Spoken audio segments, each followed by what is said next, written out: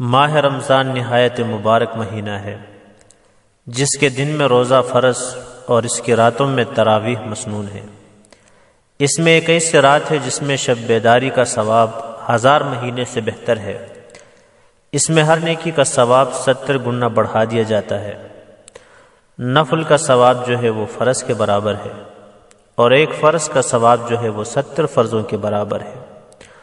اور اہل اسلام کے لیے جنت کے دروازے کھول دیے جاتے ہیں، دوزخ کے دروازے بند کر دیے جاتے ہیں، شیاطین کو قید کر دیا جاتا ہے۔ اس رمضان المبارک میں اللہ پاک کی رضا الہی کے حصول کے لیے خوب محنت کرنی چاہیے۔ پورے ذوق اور شوق سے روزے اور تراویح کا اہتمام کرنا چاہیے۔ ان عبادات کا حکم ہمارے فائدے کے لیے دیا گیا ہے تاکہ ہم رحمت خداوندی کے خزینوں سے حصہ پا سکیں۔ یہ عبادات اگر مشروع نہ کی جاتی تو یہ مبارک اوقات غفلت میں گزر جاتے۔ مسجد میں تکبیر اولیٰ کے ساتھ نماز باجماعت کی پابندی کا عزم کیا جائے کہ کوئی نماز فوت ہوگی اور نہ جماعت چھوٹے گی۔ گرم میں افطاری کی وجہ سے عام طور پر مسجد کی جماعت سے محرومی ہو جاتی ہے، تو لہٰذا اس کا خصوصاً خیال رکھنا چاہیے کہ دوسری مصروفیات میں اس مبارک اور بابرکت مہینے میں ہماری جماعت کی نماز جو ہے وہ قضا نہ ہو۔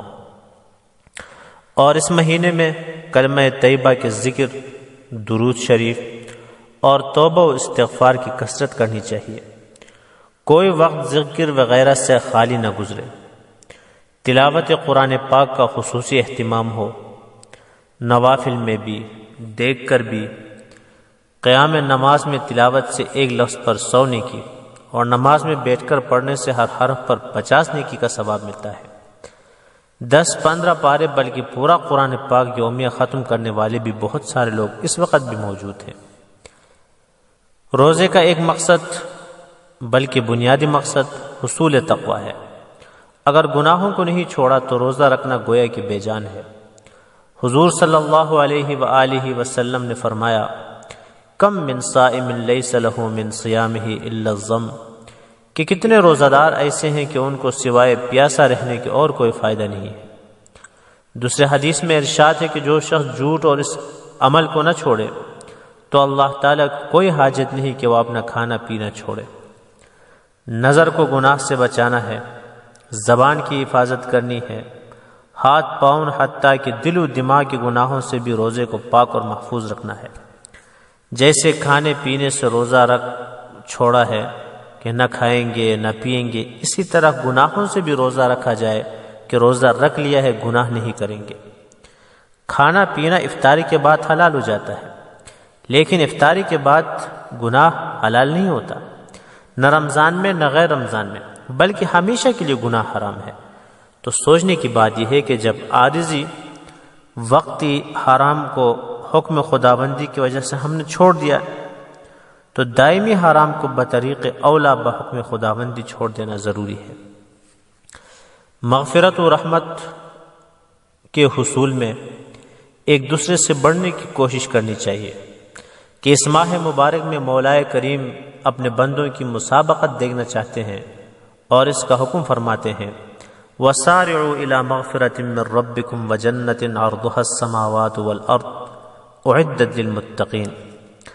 بازار اور گھریلو کاموں سے جس قدر جلدی ہو سکے فراغت حاصل کر کے زیادہ سے زیادہ اوقات مسجد کے لیے فارغ کر لینی چاہیے۔ 10 دن کے اعتکاف کے علاوہ جتنا وقت بھی مل سکے مسجد میں گزارنا چاہیے۔ ماہ مبارک میں اپنے ملازمین اور ماتحتوں کے لیے کام میں سہولت پیدا کرنی چاہیے، ان پر زیادہ سختی نہیں کرنا چاہیے، ان پر زیادہ بوجھ نہیں ڈالنا چاہیے۔ اس کے علاوہ اپنے پڑوسیوں نیز غرباء مساکین کی خدمت اور دلداری بھی اس ماہ کا خصوصی عمل ہے۔ حدیث پاک میں وارد ہے کہ ماہ مبارک میں حضور صلی اللہ علیہ وآلہ وسلم کا جود و سخا بہت بڑھ جاتا تھا، اور آپ چلتی ہوا سے بھی زیادہ سخی ہو جاتے تھے۔